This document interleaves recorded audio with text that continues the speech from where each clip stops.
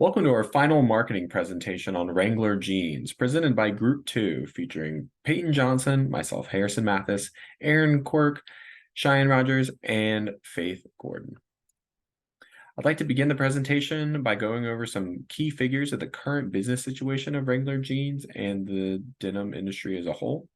$2.63 billion and $1.75 billion. The global annual revenue in 2022 for Contour Brands, the parent company of Wrangler Jeans, was $2.63 billion, and Wrangler Jeans made up $1.75 billion of that amount. $64.5 billion is the current estimated value of the denim industry as a whole worldwide, and that is expected to grow to $95 billion by the year 2030. During the pandemic, we all got a little more comfortable, a little more casual. The great global casualization, as they call it, is something that's here to stay. For example, I'm in my hoodie, in mesh shorts, talking on a Zoom. That's something that was very common then and still very common now. And that great casualization, Wrangler hopes to be and continue to be a big part of it. Some key characteristics of the current marketing situation of Wrangler jeans won't break the bank. So Wrangler jeans prides itself on being the affordable, reliable jeans. They aren't trying to compete with the brands that are selling theirs for hundreds or even thousands of dollars. They want their customer base to be able to afford a good pair of jeans. Because they know those customers are most likely the blue collar, the working class. They're working on the farm, they're on the construction site, they're doing house projects. They just want a good, functional, comfortable pair of jeans. But this year and more recently, not just jeans. Wrangler jeans is expanding into, as you can see, tote bags, jackets, shorts, utility pants, sunglasses, accessories, real belts, all sorts of things. They don't want to just be a jean company, even though the cowboy jean, their bread and butter, is still their best seller. They are hoping to expand and create a new customer base for their accessories as well. And speaking of customer bases, they realize the importance of Gen Z in the current marketplace. So they are not disbanding the classic cowboy imagery, but they're bringing new ideas into the fold as well to capitalize the power of Gen Z. One example, as you can see, they have a collection with Barbie. The Barbie movie was the global juggernaut of the summer, and Wrangler, like everyone else, is trying to capitalize on that. This tote bag, as you can see, by Wrangler is on Wrangler.com's section that they now have trending on TikTok. So they know the power of TikTok and they are leveraging that as well. Also on their site, they have a collaboration with the fashion brand Stowed.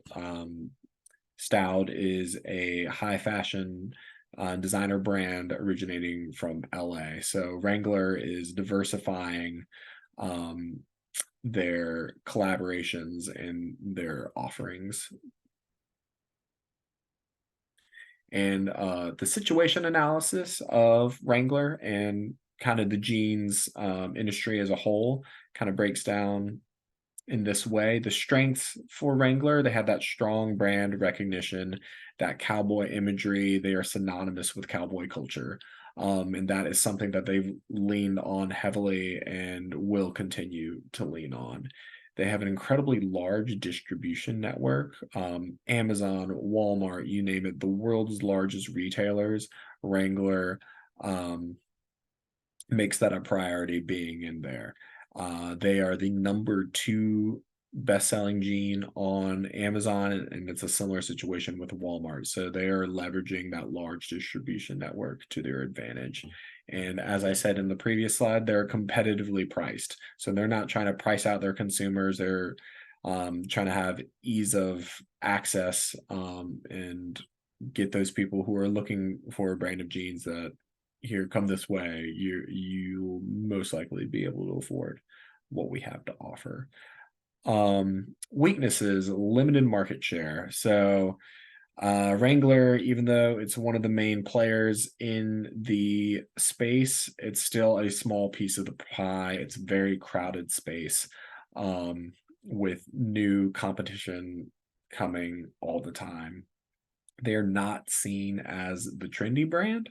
They are trying to shed that image, with other offerings besides jeans, and kind of, like I mentioned, that styled collaboration. It's a high-end fashion brand, so they have kind of more trendy denim vests and even denim jean bikini tops, things like that. So they're trying to make up ground in that space, but they're still kind of seen as old person farmer, cowboy brand. It's hard to keep customers from brand switching. So that's another weakness of Wrangler in kind of this space. Jeans are jeans in a way, so it's tough to make them that diverse from one another. So there's not a lot that's keeping customers from moving on to another brand of jeans.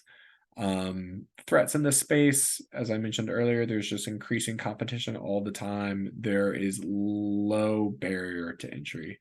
Um, Many retailers are prioritizing their own brands now, so there's smaller shelf space for the likes of Levi's and Lee's and Wrangler. Target, I know I was in there the other day looking at their jeans section, and they only had two types of jeans. One's was an exclusive offshoot of Levi's, and then one was a Target brand. I believe it was Goodwill Company or something along those lines. But that's the same story for a lot of these retailers. They don't want to have to share the wealth when they can just put out their own brand.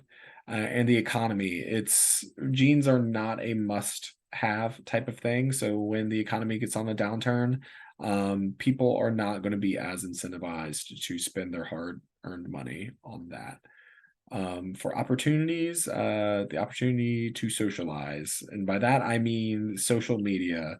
Wrangler is really falling behind in that, but they are trying to make up ground, and kind of gain sway with Gen Z by alluding to TikTok and um, the Barbie collaboration and other brand collaborations to strengthen their presence online. And another opportunity for them is the fact that we're all just being more casual more often, meaning more people are probably going to start wearing jeans to the office or continue to wear jeans to the office, and not have as, this is my formal wear, this is my whatever. It's all, I can wear this anytime, anywhere, and that hopes to play in Wrangler's favor.